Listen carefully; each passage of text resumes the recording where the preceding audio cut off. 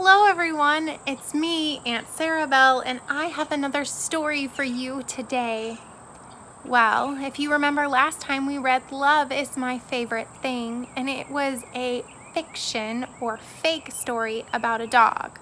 Well, I have another fiction story about hedgehogs.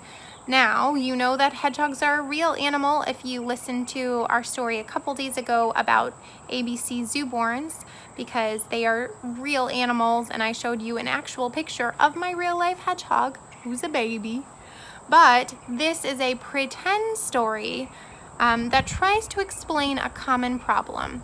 I don't know if you or your grown-up has done any laundry, and when you put a pair of socks in, one sock comes out and not the whole pair. Well, this book kind of solves that riddle for us of what happened to the other sock. This book that I'm about to read is called Hedgehugs. It's like hedgehog, but instead there's the word hug at the end where hog would be. This book is by Steve Wilson and Lucy Tapper.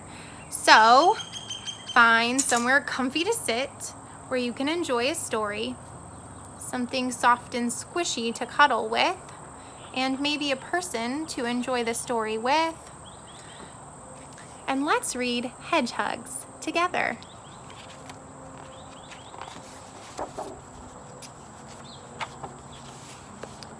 Horace and Hattie are the very best of friends. There's Hattie and Horace. There are so many things they like to do together. They like to search for four-leaf clovers in the meadow. Oh look, Horace found one. Have you ever found a four-leaf clover? They're pretty hard to find, but once you find them, they're pretty cool. They do exist, they're real. They like to make daisy chains in the shade of an old oak tree. Daisy chains are when you make a band of flowers together. And you can do that. I learned how to do that when I was a kid. Maybe your grown-up knows how and can teach you. They like to splash in puddles on the lawn. Raise your hand if you like to splash in puddles. I know Keel does. I've seen photos. And sometimes they like to have a tea party by the river. So there they are on mushrooms having a tea party. Do you think hedgehogs really have a tea party on mushrooms? No. But if they did, it would look like that. When Horace is busy, Hattie puts on her tutu and dances in the bluebells. Bluebells are a real type of flower. When Hattie is busy, Horace searches for spiders in the woods. Horace and Hattie are the very best friends, but there is one thing they cannot do together. They cannot hug. I just realized how pressing and how poignant this story is right now, grown-ups, and I'm sorry if this elicits an emotional response. You can stop here if you'd like, or you can use it as a teachable moment. Boys and girls and kids of all ages, Horace and Hattie are too spiky to hug. Their quills get in the way. They have tried lots of ways to hug. In the winter, they rolled in the snow until it has covered all of their quills. But the hug was too cold. Look at them, they look like snow people. That's silly. Maybe the humor will help. In the spring, they found some old hollow logs.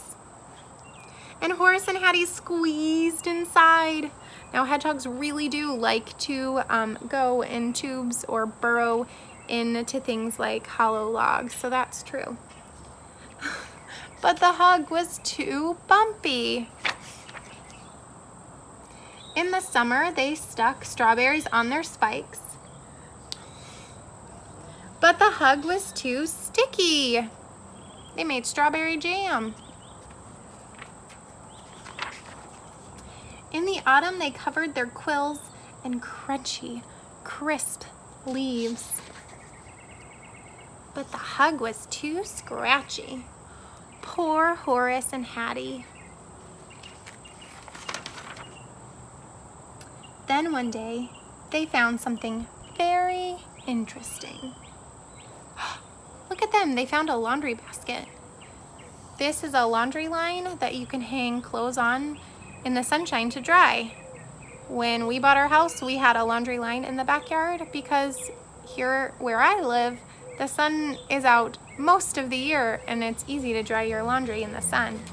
In fact, some people don't even have dryers at their house to dry their laundry or their clothes when they clean them. Let's get back in the story now. It was soft. Was it a hat? What do they have? A sock.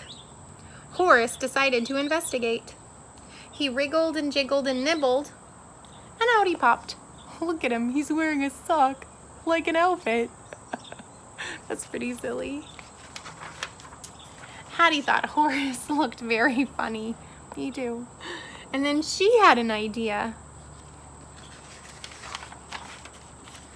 Hattie looked at Horace. Horace looked at Hattie. There's Hattie, there's Horace. They moved closer and closer and closer until they hugged. The hug was just right. Not cold, not scratchy, not sticky, and not bumpy. It was warm and soft and cuddly and comfy.